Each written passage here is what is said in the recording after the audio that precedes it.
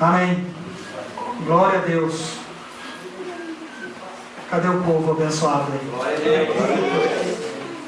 Amém.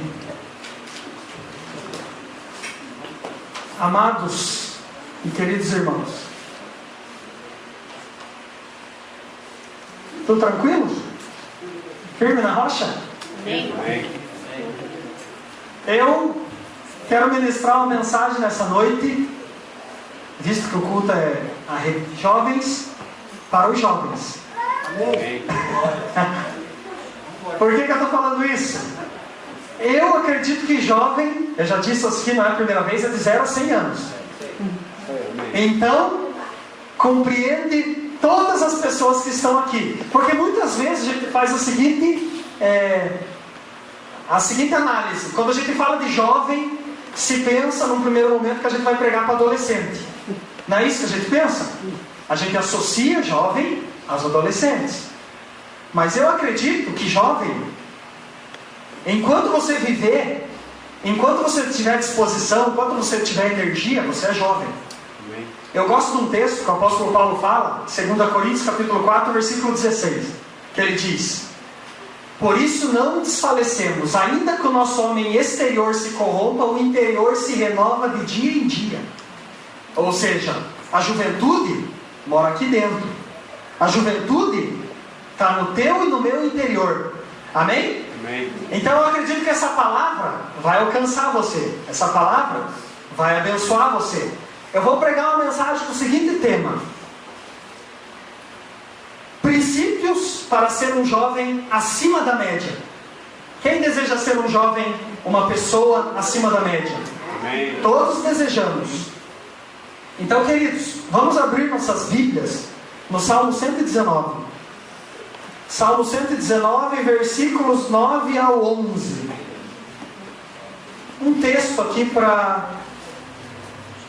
só para texto base da mensagem.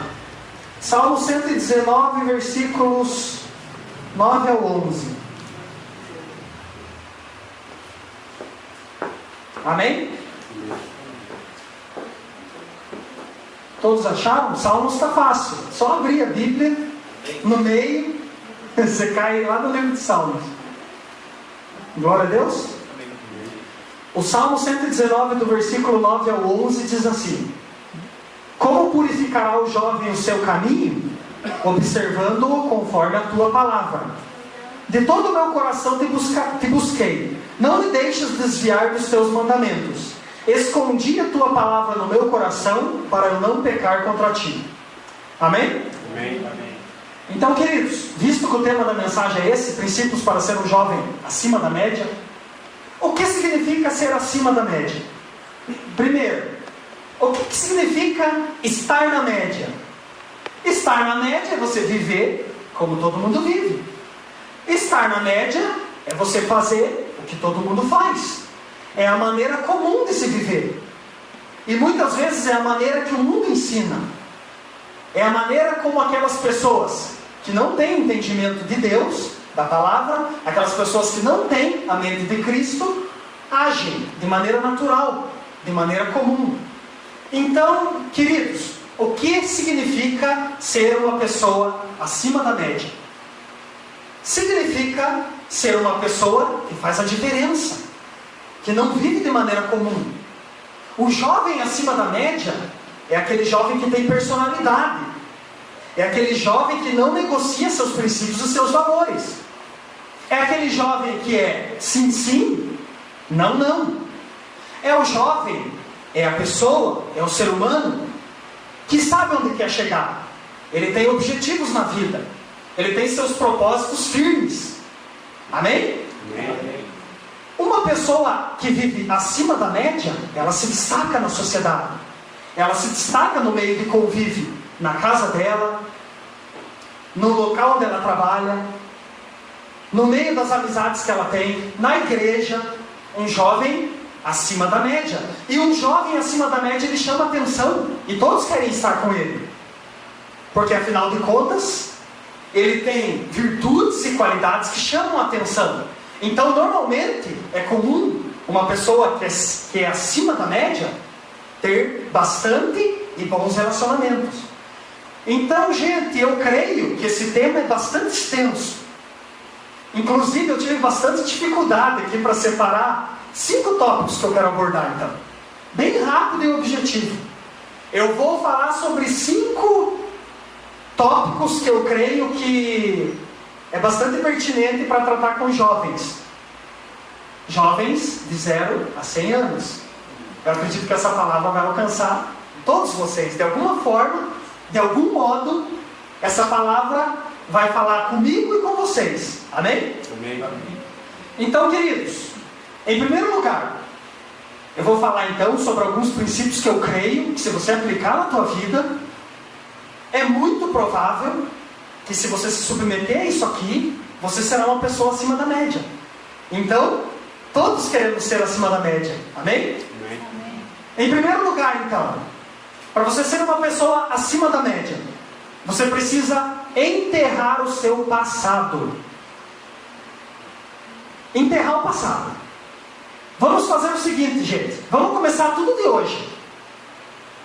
Você nasce uma nova pessoa aqui, agora. Começou de novo. Esqueça o teu passado. Você vai ter que enterrar o teu passado hoje, para você ser uma pessoa acima da média. Por que eu estou dizendo isso aqui? Você sabia que tem muitas pessoas que têm dificuldade para lidar com a graça de Deus? As pessoas não conseguem ter a compreensão, a plenitude do amor de Deus sobre a vida dela. E eu sei o que eu estou falando. Eu conheço pessoas que mesmo libertas, e a Bíblia diz que o sangue de Jesus nos purifica de todo pecado, isto é, quando você está em Cristo, se você recebe pela fé Jesus como teu Salvador, o teu pecado e o teu passado, ele é apagado. Hebreus 10:17 diz: dos teus pecados, das tuas iniquidades eu não me lembrarei mais. Romanos capítulo 8, versículo 1 diz assim: nenhuma condenação há para os que estão em Cristo Jesus. E muitas pessoas têm dificuldade para lidar com isso. Muitas pessoas permitem que o seu passado cause bloqueios em sua vida. E isso impede a ação de Deus muitas vezes na vida de uma pessoa. Impede de você avançar. Impede de você ter plenitude de vida. Sabe por quê? Porque o fantasma do passado ainda te prende. Eu me lembro que eu achei bem bacana o que o pastor Silas Malafaia disse numa mensagem que ele estava pregando aos jovens. Que ele cansou de debater na faculdade com os professores. E certa vez ele pegou um professor de psicanálise. E antes dele entrar na sala, o professor escrevia, ele sempre deixava uma frase, uma declaração no quadro. E naquele dia, o professor escreveu a seguinte frase no quadro: o seu futuro está no passado. Aí o pastor Silas, ele disse que ele entrou na sala, no intervalo, e viu aquela declaração, aquela expressão, e ele esperou o professor entrar na sala e ele disse: professor, não concordo com aquilo ali. O professor, e era um professor que ele era meio casca grossa, ele não gostou muito da afronta. Aí ele perguntou para o pastor Silas: então o que isso quer dizer com isso? Por que você não gostou? Aí o pastor Silas Malafaia disse o seguinte para ele: porque aquilo ali não é a verdade que o Evangelho ensina. Porque o Evangelho, ele tem o poder de apagar o teu passado, transformar o teu presente e preparar o teu futuro. Amém. E a psicanálise diz que o teu futuro está no passado. Mentira. Então, queridos, eu gosto sempre de lembrar do apóstolo Paulo. O apóstolo Paulo é um camarada que era para ele ser complexado com o passado dele. Imagina um camarada que assassinava cristãos. E aí o apóstolo Paulo dá a seguinte declaração em Filipenses capítulo 3, versículos 13 e 14: irmãos, quanto a mim, não julgo que eu haja alcançado, mas uma coisa eu faço, e é que, esquecendo-me das coisas que para trás ficam, passado, e avançando para as que estão diante de mim, presente, eu prossigo para o alvo pelo prêmio da soberana vocação de Deus em Cristo Jesus, futuro. Olha o alvo do apóstolo Paulo: um camarada que assassinava cristãos. O apóstolo Paulo era para ser um cara amargurado, um cara complexado. Amém? Amém. Então, queridos, em primeiro lugar, se você quiser ter uma vida e ser uma pessoa acima da média, enterre seu passado. Esqueça o que passou, ficou para trás. A tua vida é de hoje em diante, é daqui para frente. Amém? Amém. Em segundo lugar, se você quer ser um jovem, uma pessoa acima da média, renúncia ao pecado. Renúncia ao pecado. O que diz Romanos 6,23? É um texto que todo mundo conhece. O salário do pecado é a Morte. mas o dom gratuito de Deus é a vida eterna em Cristo Jesus. Queridos, se você quiser ser uma pessoa, um jovem acima da média, você precisa ser livre do pecado. E em Cristo nós somos livres. Porque a gente pensa que liberdade é poder fazer tudo o que você quer. Não é verdade. Sabe o que é liberdade? A verdadeira liberdade é você poder dizer não para aquilo que não te faz bem. Isso que é liberdade. Tem que renunciar ao pecado. Eu até pensei que o Caldeira estivesse aqui. Essa semana aconteceu uma situação bacana no trabalho. Tinha um camarada, a gente estava conversando com um menino que, inclusive, a gente está convidando ele para vir aqui na igreja, fazer parte da rede de jovens, essa bênção. E ele fuma. E ele disse para mim que ele não poderia vir na igreja porque ele fuma. E eu continuei convidando ele, tratando ele com carinho. E aí, eu não me lembro, mas eu falei alguma coisa com ele a respeito de ser livre. Quando eu disse isso, ele olhou para mim e disse assim: Reinaldo, vocês têm um discurso legal, mas eu não acho que vocês são livres. Eu acho que vocês são escravos. Aí eu disse assim para ele: cara, na verdade, nós somos livres. Sabe por que eu sou livre? Eu disse assim para ele, um exemplo, esse cigarro que você está fumando, eu consigo ficar sem fumar. Eu posso dizer sim, eu fumo, ou eu posso dizer não, eu não fumo. Portanto, eu sou livre. Aí eu te pergunto, você consegue ficar sem esse cigarro? Ele olhou para mim e pensou, uns 5 segundos ele ficou parado e ele disse: é verdade, eu não consigo ficar. Eu não consigo ficar sem o cigarro. Eu disse para ele: porque você está preso pelo cigarro. E a minha Bíblia, a Bíblia do meu Deus, diz em 2 Pedro 2,19, que de quem alguém é vencido, do tal se torna servo, escravo. Se você for vencido pelo cigarro, você vai ser escravo do cigarro. Se o jovem for vencido pela pornografia, ele vai ser escravo da pornografia. Vencido por cocaína, escravo da cocaína. A diferença de uma pessoa que é livre: coloca a cocaína aqui na minha frente, eu posso rejeitar ou eu posso usar. Coloca a bebida alcoólica aqui na minha frente, eu posso rejeitar ou eu posso usar. Eu tenho 2 opções: sim e não. A diferença da pessoa que não é livre, ela não tem opção, ela tem que usar, porque ela é escrava.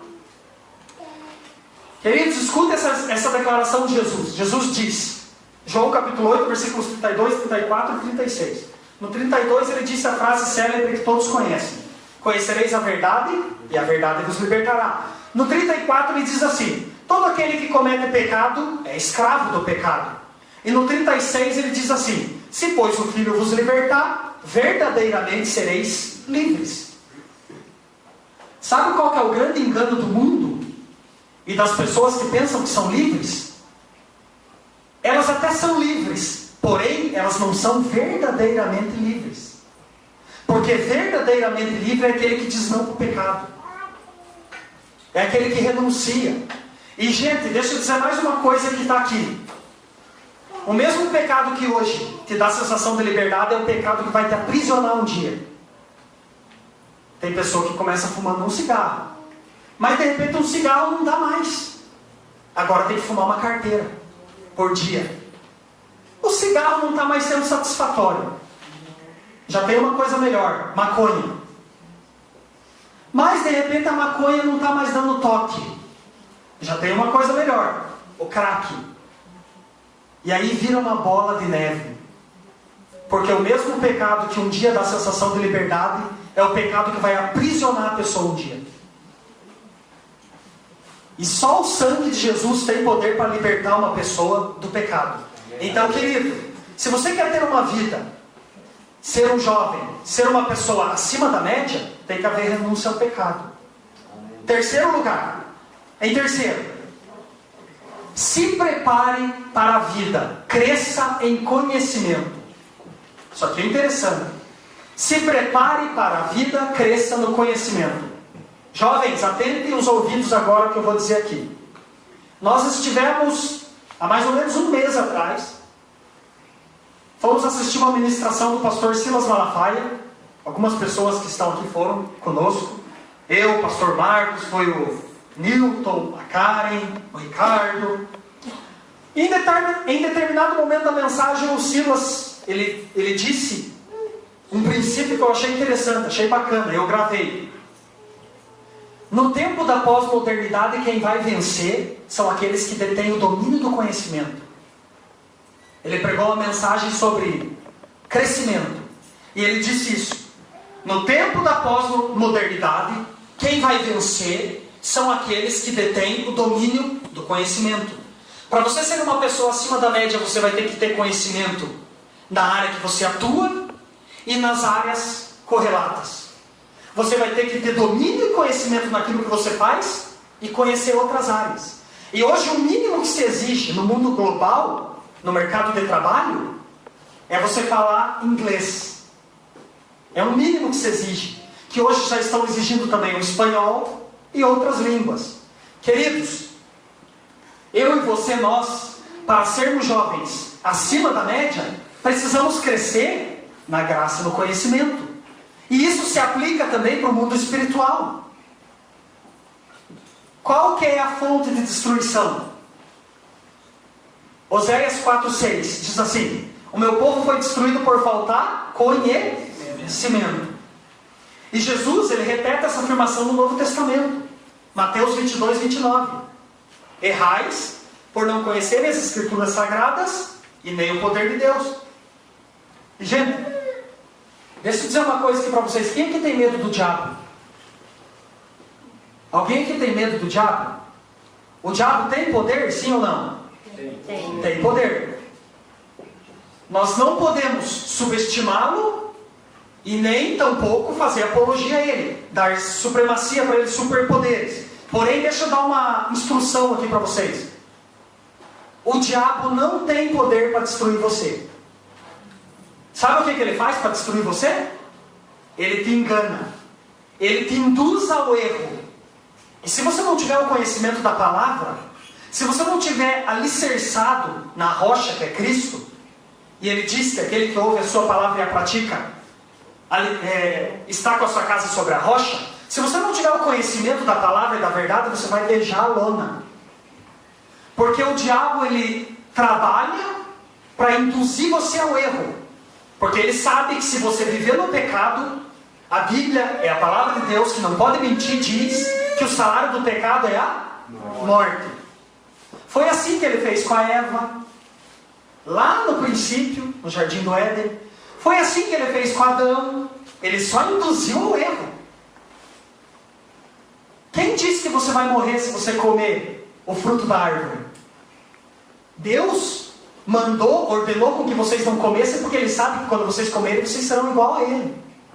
Olha o engano. Porque o diabo é soberbo, ele é presunçoso, e ele quer ser igual a Deus. Ele enganou Adão dessa maneira. E o Adão foi induzido ao erro e caiu. Foi induzido ao erro. E Jesus, na tentação?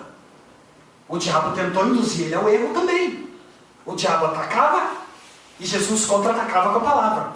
E o diabo, e desculpa a expressão, safado, sem vergonha, usou até a Bíblia para tentar Jesus. Usou o Salmo 91, versículo 11. O que Jesus fez? Contra-atacava com a palavra. Porque Jesus é o Filho de Deus e Ele possui todo o conhecimento. E Ele não caiu. Ele não foi derrotado. Assim é na nossa vida. Agora, se você é uma pessoa que não dá primazia para a palavra de Deus, para o conhecimento, quer no mundo da vida e quer no mundo espiritual, é pouco provável que você vai ser uma pessoa acima da média. Amém? Amém. Queridos, quarto lugar, para você ser uma pessoa acima da média, construa bons relacionamentos. Se você quer ser uma pessoa acima da média, você tem que ter bons relacionamentos. Provérbios capítulo 18, versículo 1 diz assim: aquele que se isola insurge-se contra a verdadeira sabedoria.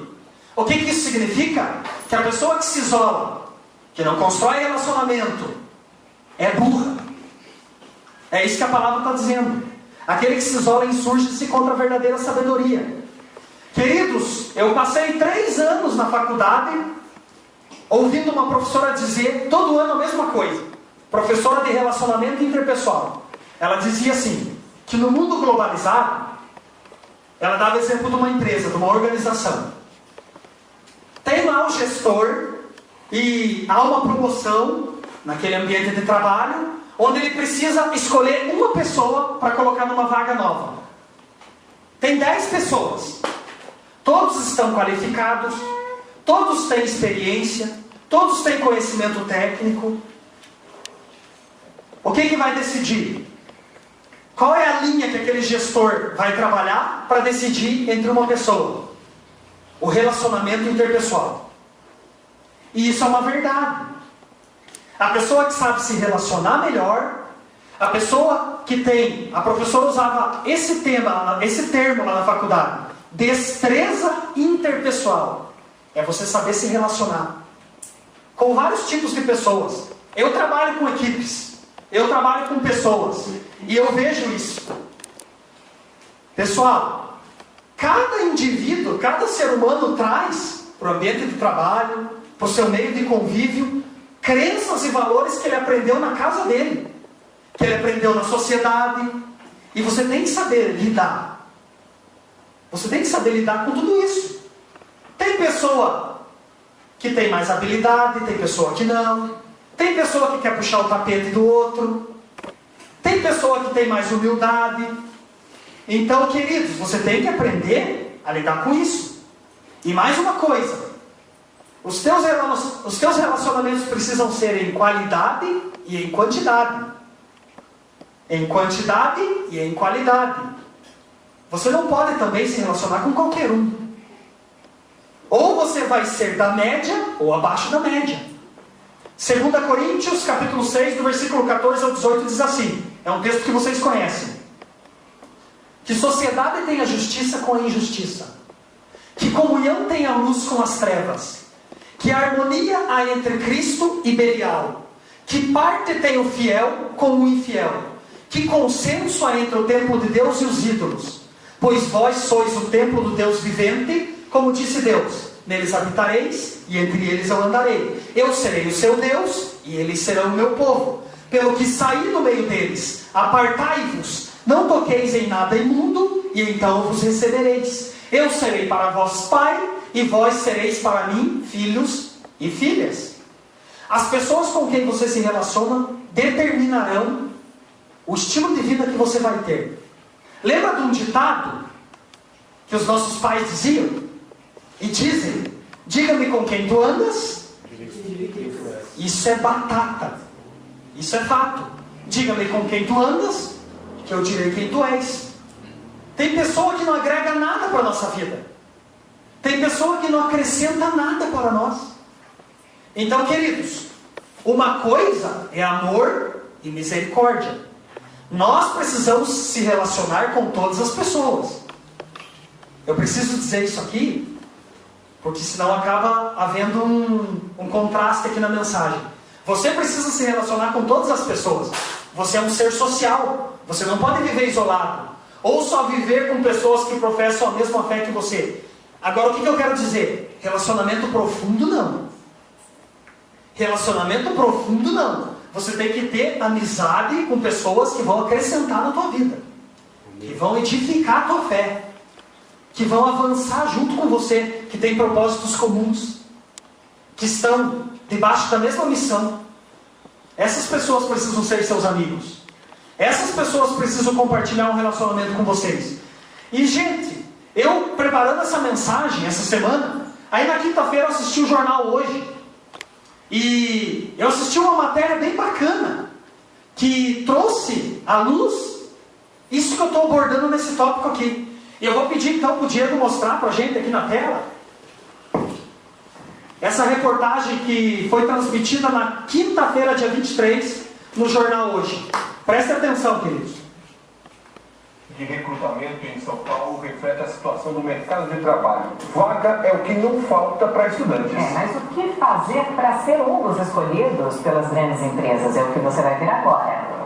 O momento está bom para jovens que querem começar agora a carreira. Só nesta feira de recrutamento em São Paulo, há 200 vagas em 32 grandes empresas. Eu particularmente gosto de empresa que é mais contraído, não seja nada muito rígido. Eu quero fazer o que eu gosto e uma empresa que me incentive, tem um plano de carreira bem legal. Carmen trabalha em uma grande indústria farmacêutica em busca de jovens que vão se formar em administração e em farmácia. Ela conta que de cada 10 estagiários, só 2 ou 3 continuam e fazem carreira dentro da empresa. A gente passa muito pela questão da integridade, né? A pessoa ela é uma pessoa única. Essa integridade ela passa pela demonstração de compromisso. Se eu me comprometi a fazer alguma coisa, eu faço. De ser transparente, de ser uma pessoa apaixonada por que eu faço. O mercado está de olho nos jovens talentos. Quer contratar estagiários que tenham potencial para crescer dentro da empresa. E como esses estudantes ainda não têm uma experiência profissional para contar, o que pesa na hora da seleção são qualidades pessoais. Quais são os valores que ele traz de família, qual é a postura, então como é que ele se comporta numa entrevista, né? O que ele enxerga dali para frente. Para as empresas, a universidade conta bastante na hora da escolha. Também é importante ser bem informado e saber transformar informação em resultados para a empresa. A paciência é outro ponto que conta muito hoje em dia. O começo da carreira costuma ser mais difícil, nem todo mundo começa fazendo o que quer. As empresas também esperam que o jovem saiba se relacionar com todo tipo de gente. Gente mais experiente, gente que tem muito tempo de casa, gente que às vezes entende menos ou tem menos informação do que ele. Mas ele tem que saber articular esses relacionamentos e trabalhar com essas pessoas. E se a faculdade não é um ponto forte do currículo, existem várias formas de compensar. Complementar uma formação acadêmica menos robusta com experiências de vida, que a gente chama. O que são experiências de vida? Trabalho voluntário, se envolver em empresa júnior, estágio não remunerado, enfim, todas as oportunidades que ele tem de exercitar esses comportamentos que são queridos pelo mercado. Amém? Glória a Deus. Amém. Então, achei interessante essa reportagem. O Espírito Santo já tinha colocado no meu coração eu falar um pouco sobre isso, sobre conhecimento, sobre crescimento, essa busca do jovem em ser diferenciado, em ser acima da média. E eu assisti essa reportagem na quinta-feira, achei bacana. Então, a título de conhecimento, a título de informação. E em último lugar eu encerro a palavra. Cadê os mais jovens agora? Prestem bastante atenção. Quem aqui ainda não é casado? Glória a Deus. Tem algumas pessoas aqui. Ricardo está aqui também. Se manifestou meio que de maneira tímida ali, o Ricardo. Queridos, isso aqui é de suma importância. Para você ser uma pessoa acima da média, você vai ter que saber escolher com quem você vai se casar. Com quem você vai se casar? Jovens, escuta isso que eu vou dizer aqui para vocês. A esposa ou o esposo que você vai ter que escolher é a segunda decisão mais importante da tua vida. A primeira decisão mais importante que você tem é decidir onde você vai passar a tua eternidade. Só existe céu e inferno. Não existe purgatório. Não existe reencarnação. Isso é balela e é conversa fiada. Existe céu e inferno. E a maneira de você receber a tua salvação é recebendo Jesus pela fé como o Senhor e Salvador da tua vida. Então essa é a primeira e mais importante decisão que você vai tomar na sua vida. A segunda é a pessoa com quem você vai compartilhar o teu casamento, com quem você vai compartilhar uma vida. É a segunda decisão mais importante que você vai tomar na sua vida. Agora, gente, alguns princípios. Primeiro, eu já falei aqui no tópico anterior: julgo desigual. Para você ser uma pessoa feliz, você vai ter que ser provável que você vai ser uma pessoa acima da média. Segundo lugar, Escute isso, você que vai casar, ou você que já está casado. Isso aqui é princípio para o casamento. Em Gênesis 2:24, a palavra de Deus diz assim: portanto, deixa o homem seu pai e sua mãe, unir-se-á à sua esposa, e ambos serão uma só carne. Sabe o que isso significa? Deixar pai e mãe? Significa que você vai se separar dos seus pais emocionalmente, geograficamente e financeiramente. Que negócio é esse de morar junto com os pais? Que negócio é esse de morar perto dos pais? Que negócio é esse de se casar e ficar dependendo dos pais? E tem filho e filha. Eu sempre falo, eu digo essa expressão para Karen, que eu aprendi com o pastor Silas Malafaia o dia que a gente foi lá. Amamãezado. Conhece alguém que é amamãezado? O filho se casa e fica dependendo dos pais para tomar decisão, para fazer alguma coisa na vida, alguma coisa pertinente ao casamento dele, depende dos pais. Por que você tem que se separar geograficamente?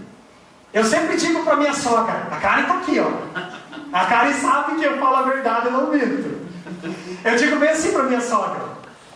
É Silmara o nome dela, e ela vai me assistir no YouTube aqui, ó. Eu digo bem assim para ela, que a gente não pode morar nem muito perto da sogra, nem muito longe. Não muito perto para ela não vir da Havaianinha, e nem muito longe para ela não ir com as malas. A gente brinca, e a minha sogra sabe que eu amo ela.